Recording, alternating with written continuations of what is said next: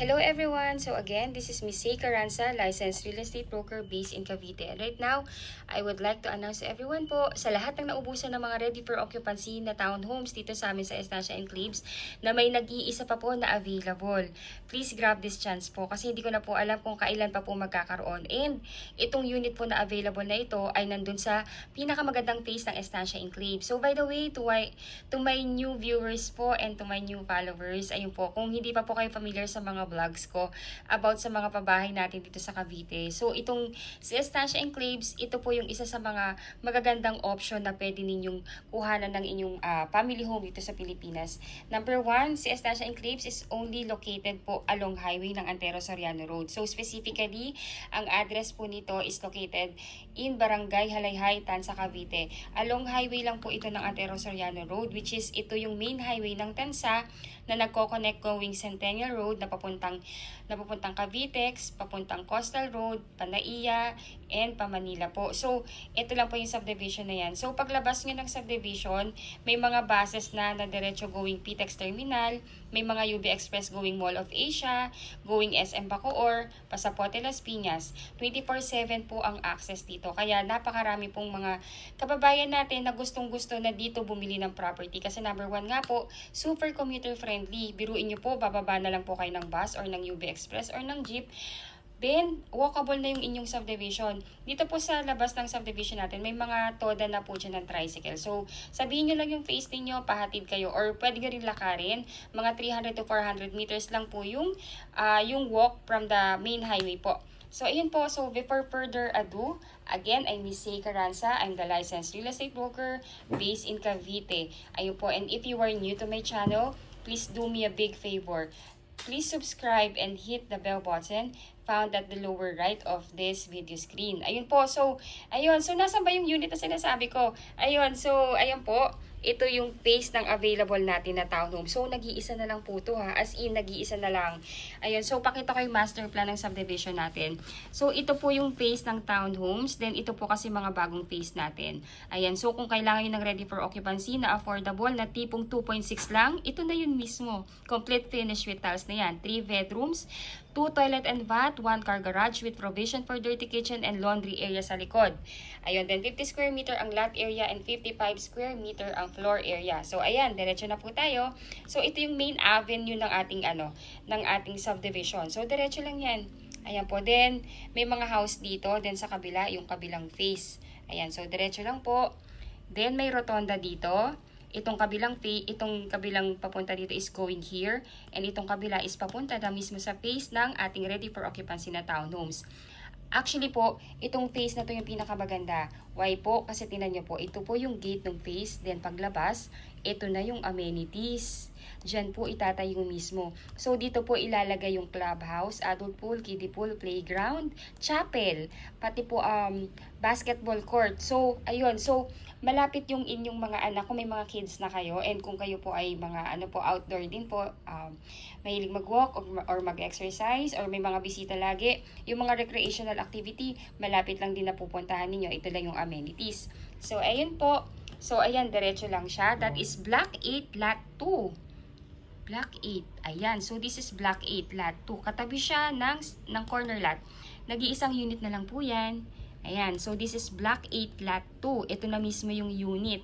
Ayun po. So, ayan. Ang kagandahan pa po dito, tinan nyo, 4 lang na unit na magkakatabi yan. So, maliit lang yung block.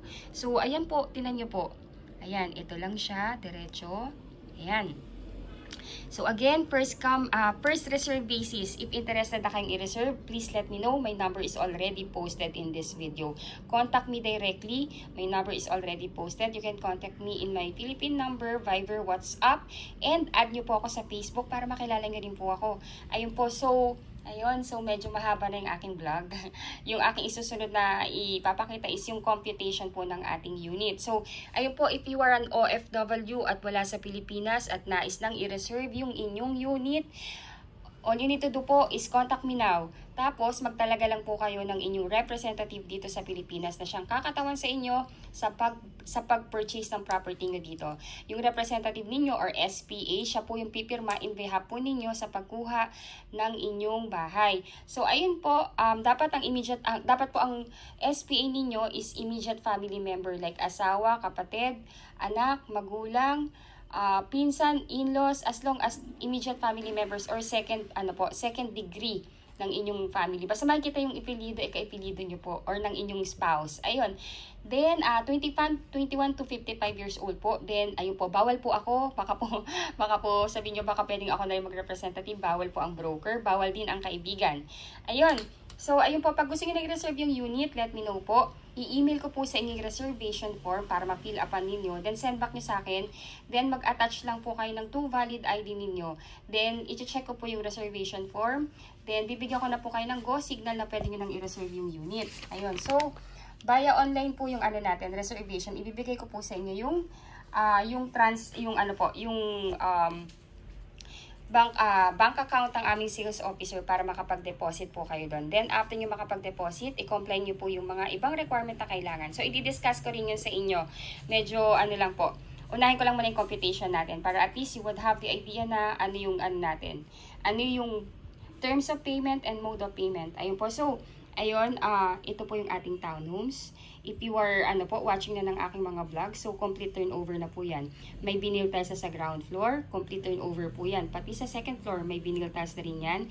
Then sa stairs natin, naka-wood tiles yan.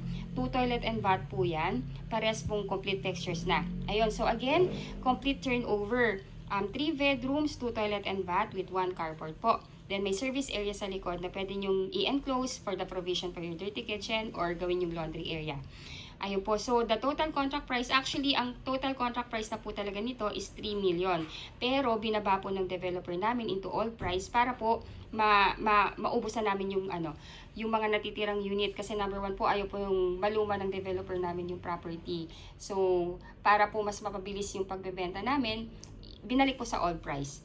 Ayun, so the total contract price is 2,688,000. Then miscellaneous fee is 188,160 pesos.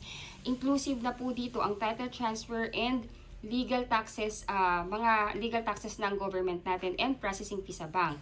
Ngayon po, yung down payment na required para po dito sa unit na to is only 1.9% down payment. Originally, 10% po talaga yan. Pero dahil nga po gusto na po ng developer natin ma-turn over na sa mga homeowner yung property, talagang diniscount na rin even yung down payment. Instead na 10%, ginawa ng 1.9% para po makamasa talaga. Ayun, so ang down payment is 52,592. Itong 1.9 base po yan dito sa 2.6. So ang 1.9 po niyan is 52,592 pesos.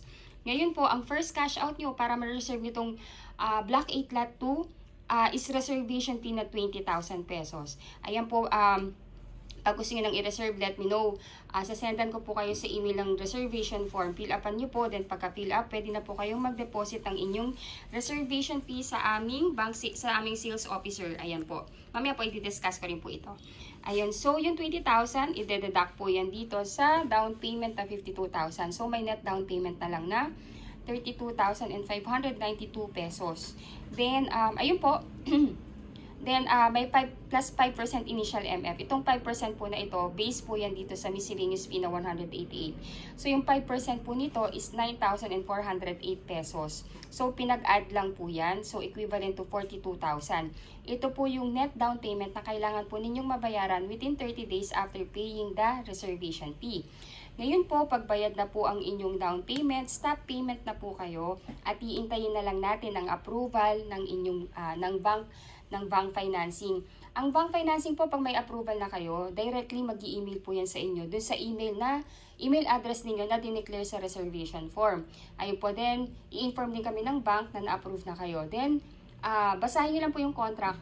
Pagka okay na sa yung terms and condition, replyan nyo lang yung bank na ina-accept nyo ng approval para magbibigay naman sila ng date kung kailan po maglo-loan contract signing. Kung kayo po ay nasa Pilipinas, kayo po ang magsasign ng inyong loan contract. Pag wala naman po yung inyong representative ang pipirma nun in behalf po ninyo. Ngayon po, pag napirmahan na yung loan contract, hihingi ng go signal sa inyo si bank kung ipapa-loan release na sa developer. So, ayun po, pag na-loan release na sa developer, yung loanable value, hihingi naman yung developer natin ng at least 30 days para sa unit preparation ng inyong bahay at para sa acceptance. Ayun po. So, automatic din po, pag na-approve na kayo ng bank at nakapag-loan contract signing na kayo, magbabayad na po kayo ng move-in fee. Ngayon po, sorry po, typo error lang to, pero ang move-in fee po natin is 19,000. Para po yan sa application ng Meralco at ng water, na instead na kayo yung mag-a-apply ng Meralco ninyo at ng water or yung representative ninyo ay yung admin office na natin. So, pambayad lang po talaga to ng application ng Meralco at ng tubig po. Ayun, usually po lumalabas yung approval ng ating housing loan contract or ng ating housing loan approval within the period of 3 to 4 months. Ayun po. So, yun po yung expected date natin na lalabas na yung approval. Ngayon po, pag na-approve na loan release na sa developer, automatic din po, mag-i-start na yung inyong monthly amortization sa bank. So, ayun po, we have, actually, ang bank natin, parang pag-ibig na siya. Naka-maximum na rin siya ng hanggang 30 years to pay. Ayun po, pero karamihan po ng mga kliyente namin mas kinukuha tong 25 years kasi mas mababa po yung interest rate. This one is 8, this one is 7. Pero I heard po ngayon si China Bank, it's nasa 6% something lang siya. So, ayun po. Ngayon po, kung 25 years to pay po yung gusto ninyo, that will be 19,890.48 centavos. Then, dapat po ang required income ng bank natin or yung dapat na mag-reflect sa inyong certificate of employment or job contract is at least nag-gross kayo ng 66,301.62 centavos. Ayun po, dapat po mag-reflect po yan sa inyong certificate of employment or certificate of employment or job contract at sa payslip. Ayun po. Ngayon po kung ayaw niyo naman po ng ng 25 years, mas gusto niyo ng shorter term, meron din tayong 20 years, meron din tayong 15 years, meron din tayong 10 years, at meron din tayong 5 years to pay po. Ayun po. So, yan po yung mga options natin. Ayun po. I hope po na medyo na clear po yung aking explanation kasi minsan baka masyadong mabilis yung aking explanation po, pero as much as I can po, ginagawa ko talagang detalyado lahat ng presentation ko, lalo na sa vlog, since I believe po lahat po kayo nagwa-watch ng aking vlog to know everything. Kaya sa totoo lang po, mas ine-explain ko talaga yung procedure ng process ng pagkuha ng property from the computation and sa requirements para at least po smooth sailing and maganda po yung yung magiging process natin para lahat alam nyo po. Ayun po. So ito namang i-discuss ko naman po sa inyo is yung complete list of requirement as OFW na wala po sa Pilipinas. Ayun po. So, ayun po, kung kayo po ay nasa ibang bansa, kasi majority talaga po ng aking mga kliyente, kung ma-add nyo ako sa Facebook, add nyo po ako sa Facebook, lahat po is OFW. OFW, citizen na doon, dual citizen, or ayun po, majority of you po talaga is nasa ibang bansa. Kaya as much as possible, I want to be helpful po talaga sa inyo. Ayun po, so ayun, OFW na wala sa Pilipinas, magtalaga lang po kayo ng representative or SPA na siyang kakatawan sa inyo sa pagkuha ng bahay. Siya po ang ititripping at pipirma sa mga documents patungkol sa pagkuha ninyo ng bahay. Dapat po immediate family member like asawa, anak, kapatid, or magulang, pinsan, pamangkin, or in-laws na nag-e-edad ng 21 to 55 years old. Hindi po allowed ang kaibigan. Immediate family member po. Mas maigi po talaga na family member para for your security rin. And bawal din po ang broker. Kasi ang dami ko pong client na gusto ako na yung mag-representative. Bawal po yun. Ayun po. So, number 1, 2 valid ID with 3 specimen signature, husband and wife if married. Number 2, marriage certificate if married, birth certificate, plus Senomar if single. Then 1 by 1 ID picture or selfie with white background, husband and wife if married. Then teen ID, husband and wife if married. Latest job contract or latest certificate of employment with compensation, then latest 3 months payslip. Tapos po kung dyan na kayo nakatira sa ibang bansa, I mean dual citizen or residence na dyan, at least mag-provide po kayo ng visa or permanent residence ID or oath of allegiance or any proof of dual citizenship or any that is applicable po. Then number 8, latest arrival and departure stamp sa passport, and SPA form. Ayun po yung SPA form, magagaling po yan sa amin. I-email ko na rin po yan kasabay ng reservation form sa inyo para ma-fill upan ninyo. Then, dalhin nyo lang po yan sa Philippine Embassy sa bansang pinag-workan yun ngayon and pakonsularize nyo. Pag napakonsul nyo na po, yung mismong document na yun, ipapadala nyo po yan sa representative ninyo para mapirmahan din niya. Then, pag napirmahan na po niya, pwede na po niya yung dalhin sa head office namin sa Ortigas or pwede rin sa Tansa site office office namin, or kung busy po yung inyong representative, pwede naman natin yung ipa-LBC na lang or ipa-Lala Move. Ayun po, kung busy lang po. Then, requirements naman po ng inyong magiging representative or SPA dito sa Pilipinas. Kailangan po yung kanyang 2 valid ID with 3 specimen signature. Then, number 2, latest POV or proof of billing like Meralco or water or internet bill na nakapangalan sa inyo or sa representative ninyo. Pero kung nagre-rent lang po siya or halimbawa nakatira po sa parent or relative, yung may-ari po ng proof of billing, gagawa lang po siya ng letter na nagsa-certify na doon nakatira yung inyong SPA. Na nagsasabi na, yun nga po na kung ilang taon na siya nakatira doon and yung address na indicated sa POB. Then, lagyan po niya ng signature niya, then mag-attach lang po ng 2 IDs with 3 specimen signature, then okay na po yun. Pero kung halimbawa po, kung yung may-ari ng proof of billing is sumakabilang buhay na, pwede pong mag-attach na lang ng barangay certificate kasama yung POB. Ayun po. Ngayon po, kung maalala nyo po, di ba po, first cash out is reservation fee na 20,000. Then within 30 days, dapat mabayaran tong 42,000. Ngayon po, kung ipapadala nyo na po ito sa inyong magiging representative, tong 42,000 cash, advise nyo po yung representative ninyo na pumunta in any bank of choice. Any bank of choice po, pwede siyang pumunta doon. Or kung saan po siya bank depositor, dalhin niya po tong 42,000 and pumunta siya sa customer service ng bank niya. Or lumapit siya sa guard, sasabihin niya po sa guard na gusto niyang ipa-convert yung cash niya into manager's check. Ayun po, ang mode of payment natin ng down payment is manager's check.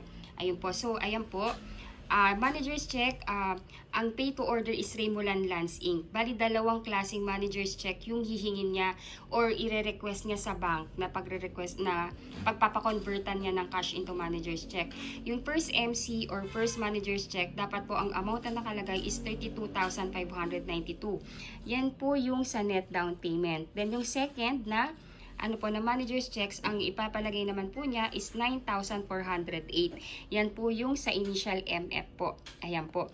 Ngayon po, again po, ang ipapasulat sa cheque or doon sa manager's check na galing sa bangko ay pay to order to Remolan Lands Inc. Yan po yung developer natin. Ayan po. So, para may security rin kayo na alam ninyo na yung perang pinadala ninyo ay mapupunta sa developer natin. And para rin po kasi yan sa good credit standing po ninyo. Ayun po, Remolan Lands Inc. po. Ito po yung pangalan ng developer natin. By the way po, si Remolan Lands Inc. siya po yung may-ari din ng Rebisco at ng AUB Bank. Ayun po. So, just to name a few of the businesses ng ating developer.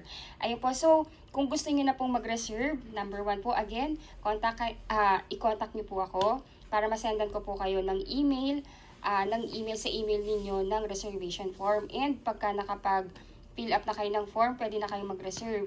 Ito po yung bank account ng aming sales officer kay Ma'am Denise Ratak. Ngayon po, pag nakapag-transfer na po kayo ng inyong reservation fee, kindly screenshot po yung inyong proof of payment para po maibigay ko rin kay Ma'am Denise at mabigyan po tayo ng resibo. Ayun po. Thank you so much for watching. I hope po nakakatulong po ako sa inyo sa kaliwanagan sa pagkuha ng inyong property dito sa Pilipinas. Again, this is only 1 unit left. Block 8, Lot 2. Ayun po. So, ayun. Again, if you are new to my channel, please do me a big favor po. Please subscribe and hit the bell button found at the lower right of this video screen. Thank you so much for watching and bless you all po. Bye!